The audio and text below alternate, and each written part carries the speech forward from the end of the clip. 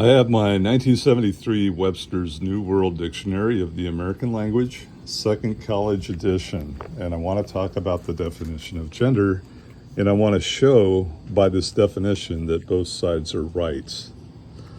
So on one side of the argument, they can say that there are only 2 or 3 genders, and on the other side, they say that it is infinite, and this is how they're both right. So from 1973, let me read you the definition here. So it has unhistoric descent, origin, or translation. And getting into the definition, number 1, the formal classification by which nouns and pronouns and often accompanying modifiers are grouped and inflected or changed in form so as to control certain syntactic relationships. Although gender is not a formal feature of English, some nouns of the third person singular pronouns are distinguished according to sex or the lack of sex. Examples given: man or he is the masculine gender, woman or she, the feminine gender, door or it, the neuter gender. And I'll stop right there to state that when people say there are only 2 genders or 3 genders, that is what they're referring to.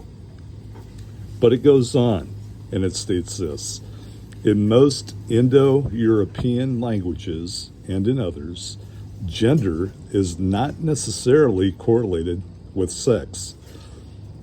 Any one of such groupings or an inflectional form showing membership in such a group.